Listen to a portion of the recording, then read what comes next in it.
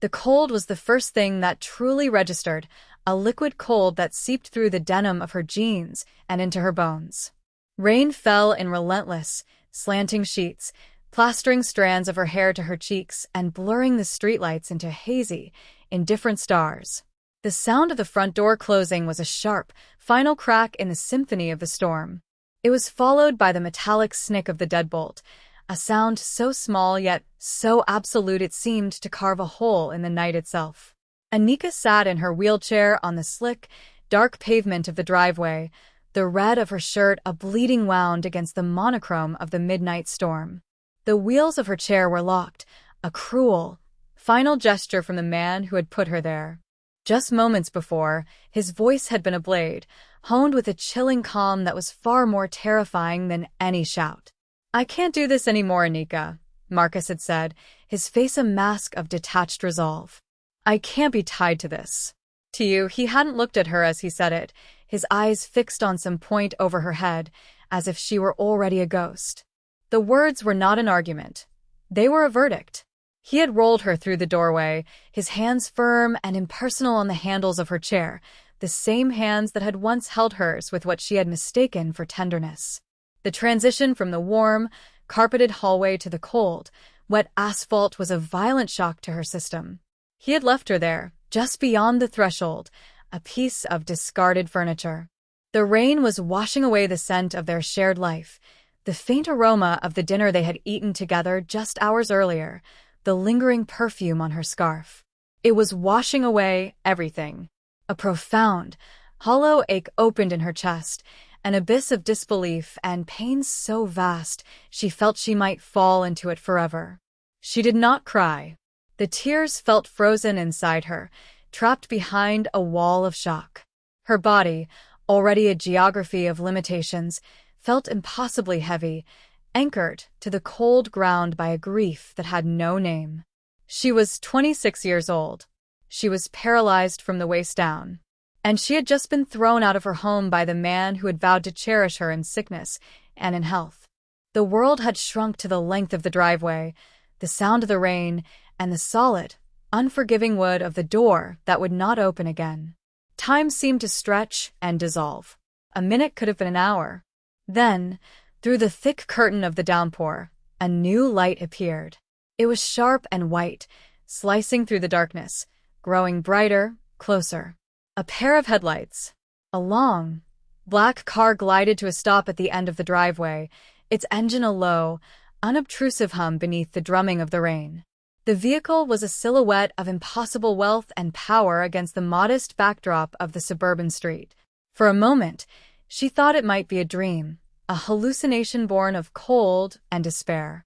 But then a door opened, and a figure emerged, shielded from the storm by a wide, black umbrella held by a driver who seemed to materialize from the shadows.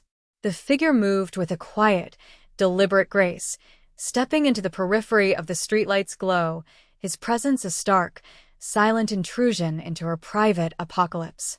He stopped a few feet away, a man encased in a bubble of stillness, and simply looked at her, his expression unreadable in the fractured light. He stood there for what felt like an eternity, the rain hammering against the taut fabric of the umbrella, a percussive rhythm that seemed to count the seconds of her humiliation. Anika could not bring herself to look up, to meet the gaze of this stranger who had stumbled upon the most desolate moment of her life. She kept her eyes fixed on her own hands, clenched tightly in her lap, the knuckles white against her dark skin. The water streamed down her face, mingling with the unshed tears, and she wondered if he could see how violently she was trembling. The silence was absolute, broken only by the storm. He did not speak. He did not ask what had happened. There was no pity in his stillness, only a profound, unsettling quiet. Then he took a step forward. The expensive leather of his shoes made no sound on the wet pavement. He gestured, a small, almost imperceptible motion of his head, and the driver who held the umbrella moved swiftly to the passenger side of the black BMW, opening the door. The man then crouched down, bringing himself closer to her level. The scent of rain, wool, and something clean and subtle, like sandalwood, reached her. "We should get you out of the storm," he said. His voice was low and even, without inflection, yet it carried a weight that commanded attention. It was not a question. It was a statement of fact. Anika finally lifted her head, her gaze meeting his. His face was angular, his eyes dark and deep-set, holding an intensity that was both unnerving and strangely calming. There was no judgment there, only a quiet assessment of the situation. She tried to speak, to form a word, a protest, anything, but her throat was tight with cold and grief. A choked sound was all that escaped. He seemed to understand. He nodded once, then turned to his driver and spoke in a language she did not recognize, the words clipped and soft. The driver returned, and together, with a practiced and surprisingly gentle efficiency, they maneuvered her from her wheelchair into the warm, cavernous interior of the car. The leather seats were soft and smelled of wealth. The moment the door closed, the roar of the storm was reduced to a distant, muted drumming. The sudden warmth and silence were a shock, a sensory cocoon that made the cold she had just endured feel even more brutal in retrospect. The driver folded her wheelchair and placed it in the trunk. The man settled into the seat beside her, a silent, imposing presence. He draped a thick wool blanket, which had been resting on the seat, over her legs and torso. The fabric was heavy and comforting, a small anchor in the swirling chaos of her mind. The car pulled away from the curb, the motion so smooth it was almost imperceptible. Anika watched the house, her house, recede through the rain-streaked window until it was swallowed by the darkness. It was a place that had held every dream she had ever built, and now it was just a shape in the night, a tomb of a life that was no longer hers. She didn't know who this man was or where he was taking her. A tremor of fear, sharp and clear, finally cut through the fog of her shock. But as she glanced at the man beside her, at his calm profile illuminated by the passing streetlights, another feeling surfaced alongside the fear, a fragile, inexplicable sense of safety. He had offered her shelter from a storm, both the one raging outside and the one that had just torn her world apart. For now, in the warm, quiet dark of his car, that was enough.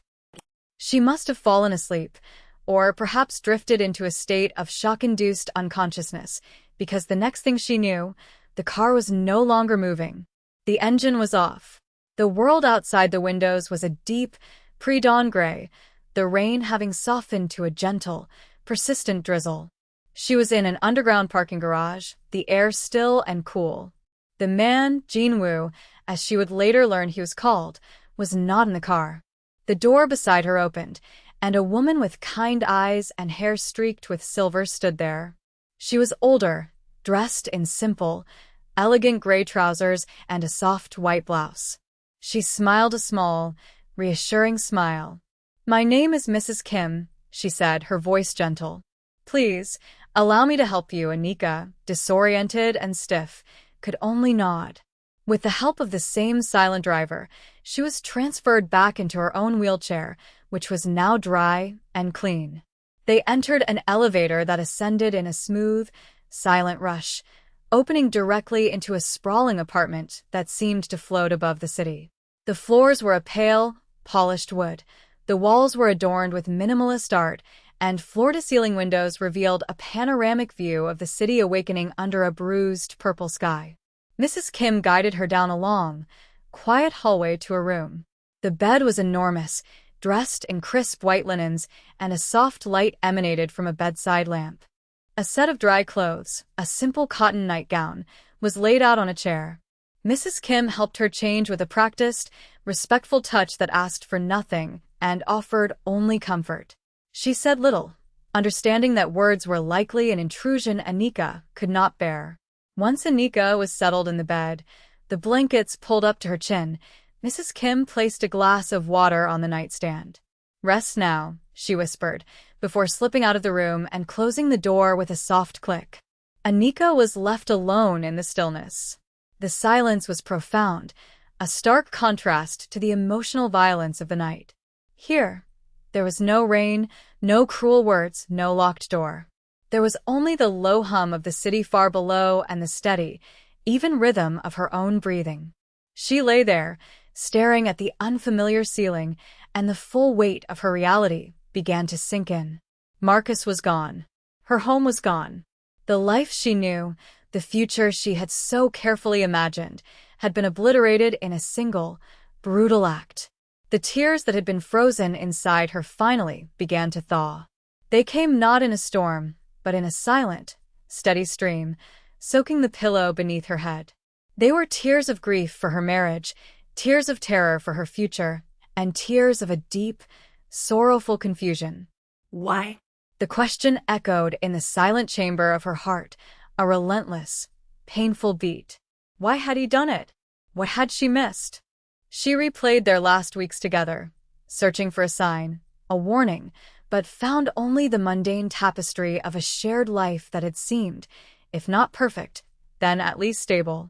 The stillness of the room was a merciless canvas, and on it, her mind painted every memory, every shared laugh, every quiet moment, and tainted it with the poison of his final act. The sun rose, casting long, pale fingers of light across the wooden floor, but in the quiet, luxurious room, Anika felt as if she were still trapped in the darkest part of the night. Days blurred into a single, monotonous stretch of quiet grief. Anika spent most of her time in the room, either in the bed or sitting in her wheelchair by the vast window, watching the city live and breathe a world away. Mrs. Kim was a constant, gentle presence. She brought trays of food, simple, nourishing meals like warm broth, steamed fish, and rice, and would sit quietly in the room while Anika ate, her silent companionship a strange sort of comfort. She never pushed, never pried. She would simply tidy the room, draw a warm bath, or refill the glass of water on the nightstand, her movements efficient and soothing. Anika learned the rhythm of the apartment through sound, the soft slide of a door, the distant clink of cutlery, the low murmur of Mrs. Kim speaking on the phone in the kitchen. Of the man, Jin-woo, she saw nothing. He was a ghost in his own home, his presence felt only in the seamless comfort and absolute security that surrounded her. She knew he was there, somewhere in another part of the vast, quiet space, but he granted her an inviolable privacy. It was a strange sort of debt she was accumulating, a debt of kindness to a man she did not know, a man who had plucked her from the ruin of her life for reasons she could not begin to fathom. On the fourth day, as the afternoon sun cast a warm, golden glow on the city below, there was a soft knock on her door. It wasn't Mrs. Kim's familiar rap. Anika's heart gave a small, nervous flutter. "Come in," she said, her voice raspy from disuse. The door opened and Jin-woo entered. He was dressed in a simple dark sweater and trousers, looking less like the imposing figure from the rainy night and more like a scholar or an artist. He held 2 mugs in his hands, steam rising from them in fragrant wisps. He offered one to her.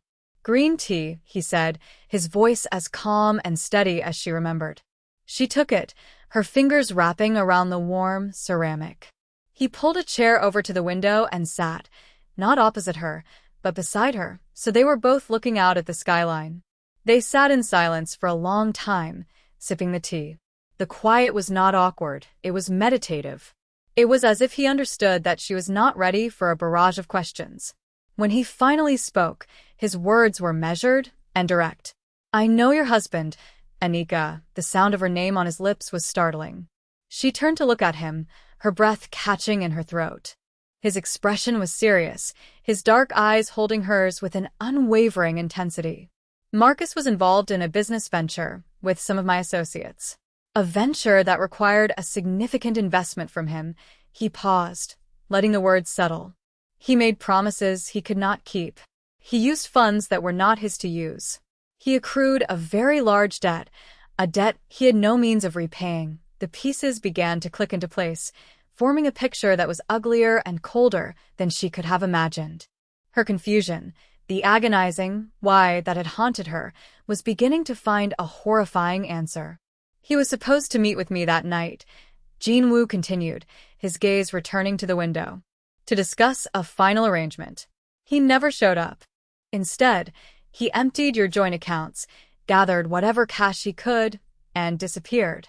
Leaving you was not just an act of cruelty. It was a diversion, a desperate, cowardly attempt to shed every liability before he ran. The truth was a physical blow. It knocked the air from her lungs. The betrayal was no longer a mystery of the heart, a simple, tragic falling out of love. It was a business transaction. She had been liquidated, written off as a bad asset. Her paralysis, her dependence, her love, he had bundled it all up and discarded it like trash because it was inconvenient to his escape. The pain was immense, but it was a different kind of pain. It was sharp and clean, a surgeon's cut rather than a festering wound. It was the pain of knowing, not the agony of guessing. Marcus had not thrown her away because he no longer loved her. He had thrown her away because he had never loved her enough to matter more than money. He had sold her future for his. The knowledge settled not as a weight, but as a cold, hard stone in the pit of her stomach. For days, she had been drowning in a sea of self-recrimination, wondering what she had done wrong, how she had failed, why she had not been enough. Jin Woo's revelation, brutal as it was also a liberation. It was not about her. It had never been about her. It was about Marcus's greed, his weakness, his profound and utter selfishness. The grief for the man she thought she had married began to curdle, solidifying into a hard, dense anger. It was not a hot, raging fire, but a cold, quiet flame, a pilot light igniting in the deepest part of her. She had survived a catastrophic accident that had taken the use of her legs. She would survive this, too. The next morning, when Mrs. Kim brought her breakfast, Anika met her eyes and spoke clearly for the first time. "Thank you, Mrs. Kim. This looks wonderful." The older woman's face broke into a warm, genuine smile. A small shift had occurred, a crack in the ice. Later that day, Anika wheeled herself out of her room and explored the apartment. It was a place of quiet, understated luxury, every object in its place, every surface gleaming. It was beautiful but sterile, the home of a man who lived a life of discipline and control. She found the living area, a vast space with a low black sofa and a wall of books. Jinwoo was there reading. He looked up as she entered, his expression unreadable. "I need to ask you for something," Anika said, her voice steady. He closed his book, giving her his full attention. "I need to know everything, every detail of what he did. I need to see the proof." He studied her for a long moment, his gaze searching. He seemed to see the new resolve in her, the flicker of steel that had replaced the shattered vulnerability. "There are legal documents," he said. "Bank statements. Correspondence. It will not be pleasant to see." "I don't want pleasant," she replied, her voice firm. "I want the truth." He nodded slowly.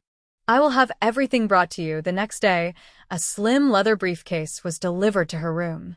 Inside were files, meticulously organized. For hours, Anika sat and read, piecing together the anatomy of Marcus's betrayal. She saw the falsified investment reports, the statements from accounts she never knew existed, the secret withdrawals from their savings that he had explained away as home repairs or car maintenance. She saw the timeline of his deceit, stretching back months, long before his final, cruel act. Each page was a fresh wound, but it was also a confirmation. It was proof that the fault was not hers. The foundation of their life together had been a lie, and the cracks had been spreading long before the house finally came down. That evening, she found Jinwoo again, this time on a wide terrace that overlooked the glittering city. The night air was cool and crisp. "He left me with nothing," she said, her voice quiet but devoid of self-pity. "He took it all, not all," Jinwoo said, looking out at the endless grid of lights. "He did not take your strength." Anika looked down at her hands, at the body that had so often felt like a prison. For the first time in a long time, she felt a glimmer of what he was talking about. Marcus had taken her money, her home, her sense of security.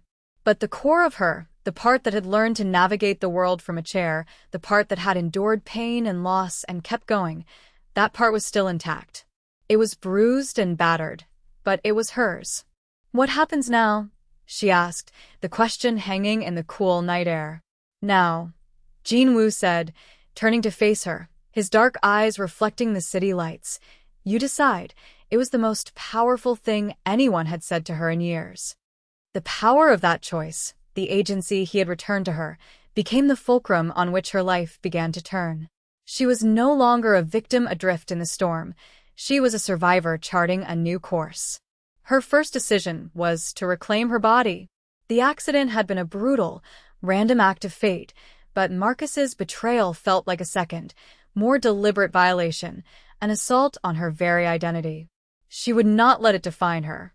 She asked Jinwoo if he knew of a physical therapist. The next day, she met Dr. Lena Chen, a woman with a no-nonsense demeanor and hands that seemed to possess an intuitive understanding of muscle and nerve. Dr. Chen did not speak of miraculous cures or false hope. She spoke of strength, control, and endurance. "We are not aiming to undo what happened," she said during their first session in a small, well-equipped gym within the apartment building. "We are aiming to build what is possible now. Your legs may not walk, but your arms, your core, your spirit, they will be stronger than ever before." The work was grueling. It was hours of stretching, weight training, and repetitive exercises that pushed Anika to the limits of her physical and mental stamina. There were days when her muscles screamed in protest, when frustration brought her to the brink of tears. But through it all, Jinwoo was a quiet, constant presence. He would often be there in a corner of the gym, working on his own or simply observing, his stillness a silent form of encouragement. He never offered empty platitudes, but his belief in her was a palpable force. Alongside her physical recovery, he helped her begin the legal battle. He introduced her to a formidable lawyer, a sharp, elegant woman who specialized in complex financial fraud. Together, they began building a case against Marcus, using the evidence Jinwoo had already gathered. It was not about revenge. For Anika, it was about reclamation. It was about drawing a clear, undeniable line between her life and his, legally and financially severing the ties that he had already destroyed emotionally. An unspoken alliance formed between Anika and Jinwoo. They fell into a comfortable rhythm. They would share quiet breakfasts, reading newspapers in companionable silence. In the evenings, they would often sit on the terrace, talking. She learned bits and pieces of his life, not through direct questions, which he gently deflected, but through his observations on art, history, and human nature. She sensed a deep well of solitude in him, a loneliness that mirrored her own.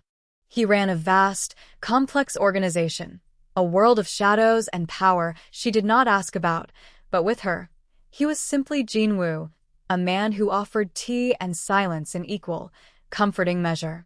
He saw past her wheelchair, past her paralysis, to the resilient core of her being.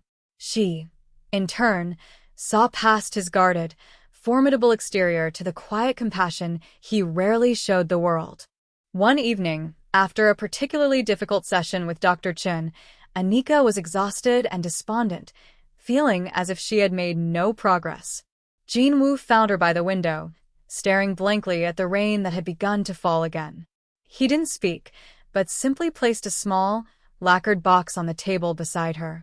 She opened it. Inside, nestled on a bed of silk, was a single, perfect gardenia, its white petals unfurling, its fragrance filling the air. "In my culture," he said softly, "the gardenia symbolizes secret love, but also purity and refinement. And resilience. It blooms even in difficult conditions." Anika looked from the flower to his face, and for the first time, she saw a flicker of something vulnerable in his dark eyes, a shared understanding of pain and the will to grow beyond it. In that moment, she understood that he was not just her protector. He was becoming her partner, the first true partner she had ever had. Their bond was not forged in whispered promises and romantic declarations, but in the shared quiet of healing, in the steady, unspoken support of two lonely souls finding shelter in one another.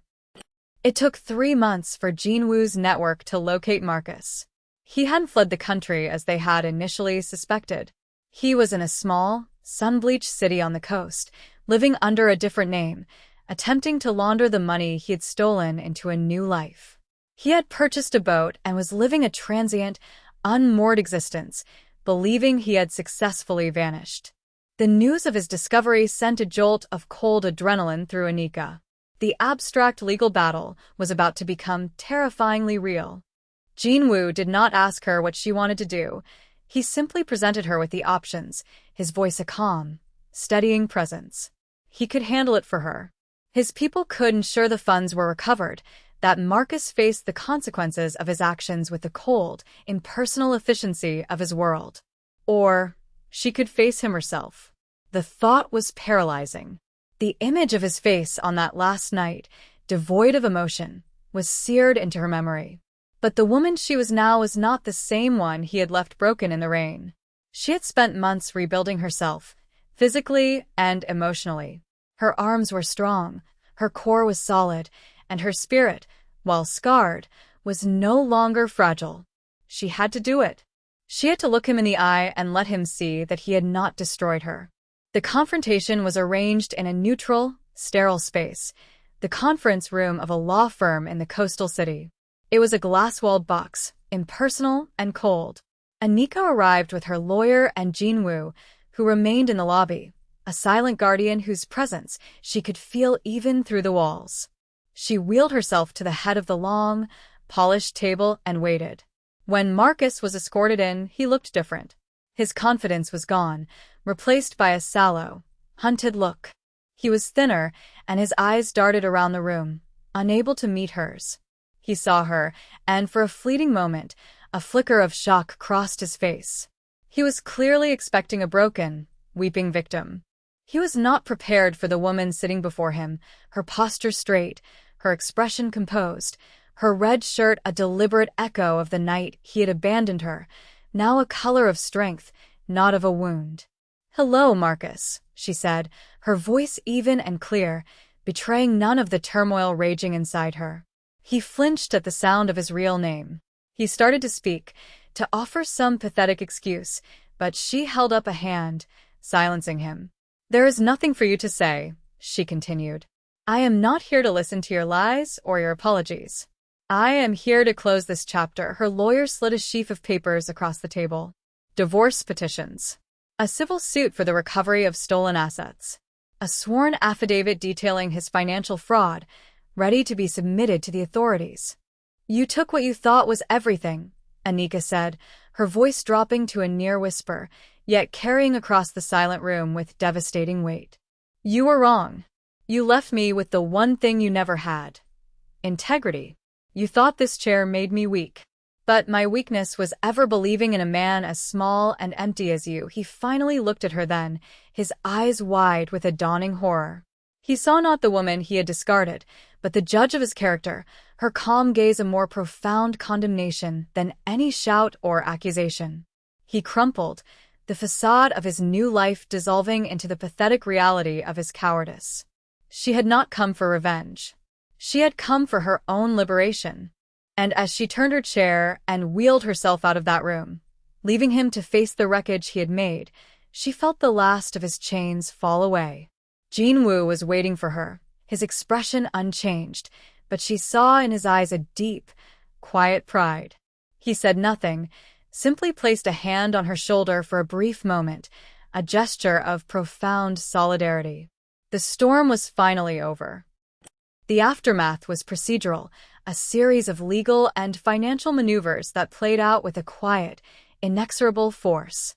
Marcus, stripped of his stolen assets and facing prosecution, accepted a plea deal that left him with nothing but a criminal record and the crushing weight of his own choices.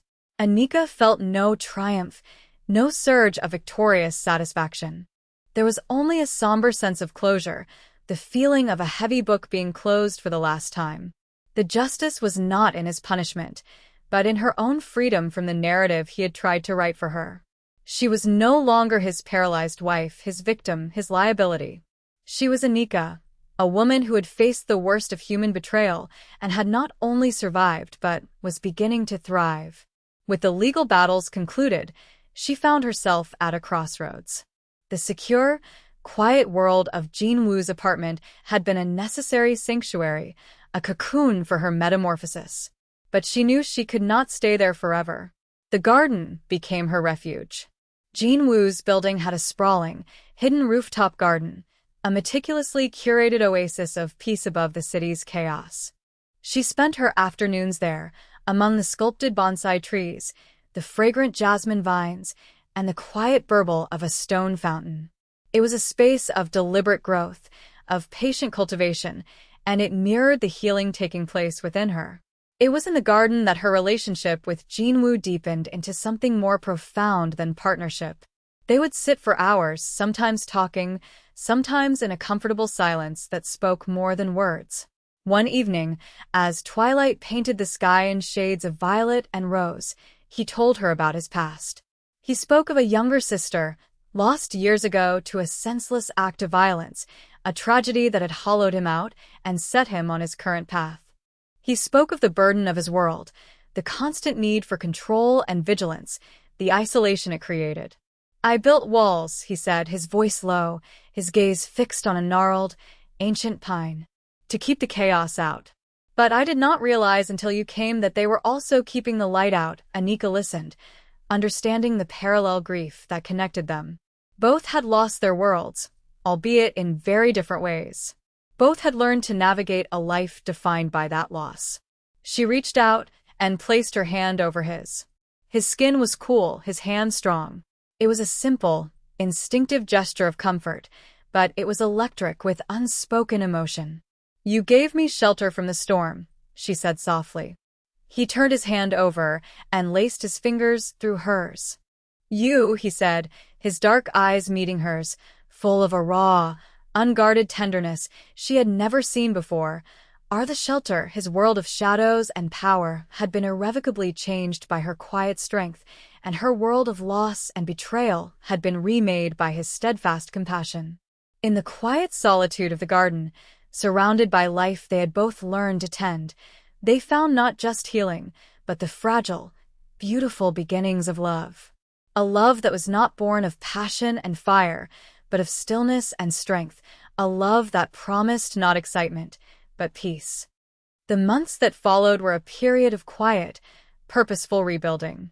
The settlement from her divorce, which her lawyer had skillfully secured, provided Anika with a financial independence she had never known. But it was not the money that defined her new beginning, it was the purpose she found. She thought of that night in the rain, of the absolute terror and helplessness she had felt. She knew she was not the only one. How many others, disabled and vulnerable, had faced abandonment or abuse with nowhere to turn. The thought took root and grew, nurtured by her own experience and fostered by Jinwoo's quiet encouragement. She began to draft a plan. It started as a simple idea, a resource hotline. But with Jinwoo's strategic guidance and access to resources she could never have managed on her own, it evolved into something much larger. She envisioned a foundation, a sanctuary. It would be called the Shelter Project, a place that offered not just emergency housing but legal aid, counseling, and physical therapy for people with disabilities escaping domestic abuse. It was an ambitious, daunting project, but the work energized her. It gave her a reason to push harder in her sessions with Dr. Chen, a motivation that went beyond her own recovery. She was building strength not just for herself, but for the people she was determined to help. Jinwoo was her silent partner in every sense. He reviewed her business plans, connected her with architects and accountants from his own trusted circle, and provided the seed funding to turn her vision into a reality. He never tried to take over, always deferring to her decisions, his role that of a supportive consultant. His belief in her project was absolute. He saw it as a tangible manifestation of the resilience he so admired in her. His world, once defined by the cold calculus of power and debt, began to reorient around her mission of compassion and justice. He found a different kind of strength in helping her build rather than in controlling or commanding. Their love deepened in the shared work, in the late nights spent poring over blueprints and budgets, in the quiet satisfaction of watching her dream take shape. One afternoon, they visited the site of the first shelter, a former warehouse in a quiet part of the city that was being transformed into a state-of-the-art, accessible living facility. Anika, wearing a hard hat, wheeled herself through the cavernous, half-finished space, her eyes shining with excitement as she pointed out where the therapy rooms would be, where the community garden would grow. Jin-woo watched her, a small, rare smile touching his lips. He saw not a woman in a wheelchair, but a founder, a leader, a force of nature. He had rescued her from the rain, but she had rescued him from a life lived in the monochrome of solitude and duty. She had brought color, warmth, and purpose into his carefully controlled world. That evening, back in the rooftop garden as the sun set, he took her hand. There was no grand gesture, no dramatic declaration. It was as quiet and profound as everything else between them. "Anika," he said, his voice imbued with a deep, calm sincerity. "I cannot imagine my life without you in it. Will you marry me?" Tears welled in her eyes, not of sadness or grief, but of a joy so pure and overwhelming it felt like sunlight spreading through her chest. She had been thrown away, deemed worthless, and now, here was this man, this quiet, powerful, gentle man, offering her a lifetime. "Yes," she whispered. "Yes." Their wedding was not a grand affair. It was a reflection of their relationship, intimate, quiet, and deeply meaningful. It took place in the rooftop garden, the space that had been the backdrop for so much of their healing and the blossoming of their love. The late afternoon sun cast a soft, golden light over everything, and a gentle breeze rustled the leaves of the bonsai trees.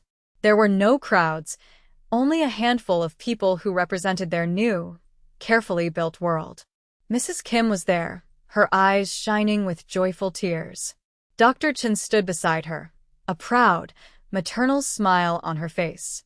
A few of Jin-woo's most trusted men, including the silent driver who had been there on that first night, stood at a respectful distance, their formidable presence a testament to their loyalty. Anika wore a simple, elegant ivory dress, its lines clean and modern. Her hair was adorned with a single white gardenia, a nod to the first gift he had ever given her. Jin-woo wore a perfectly tailored dark suit, but he seemed softer, the hard edges of his usual demeanor smoothed away by the profound emotion of the moment. He stood waiting for her nod at an altar, but by the ancient, gnarled pine tree they both loved. As she wheeled herself down the stone path, her heart was full not with the nervous excitement of a typical bride, but with a deep, resonant peace. She looked at Jin-woo, at his steady, loving gaze, and saw her future. She saw a life of shared purpose, of quiet companionship, of unwavering support. She saw home. The vows they exchanged were not flowery or poetic. They were simple, direct promises spoken from the heart. He promised to be her partner, her advocate, and her quiet place in a loud world. She promised to be his light, his purpose, and his home. When he slid a simple, unadorned platinum band onto her finger, it felt less like a new beginning and more like a confirmation of what they had already become to each other. After the ceremony, they sat together on a bench overlooking the city, the lights beginning to twinkle on as dusk settled. They held hands, their fingers intertwined, a comfortable silence settling between them. The journey from that rainy driveway to this peaceful garden had been arduous, a path paved with betrayal, grief, and immense pain. But every step, every tear, every moment of struggle had led her here, to this man, to this life. She was no longer defined by what had been taken from her, the use of her legs, her marriage, her home. She was defined by what she had built, a foundation to help others, a life of purpose, and a love forged in the fires of adversity. The world teaches that great storms are to be feared, that they break and destroy. But sometimes, in the heart of the most devastating tempest, one can find an unexpected harbor. Sometimes, the things that are meant to shatter us instead reveal an unbreakable strength within. And sometimes, the person who finds us in the rain becomes the shelter we never knew we were searching for, a quiet, steady presence that promises not to stop the storm, but to hold our hand and walk with us until the sun comes out again. Anika looked at her husband, at the gentle strength in his face, and knew, with a certainty that settled deep in her bones, that her son had finally, truly risen.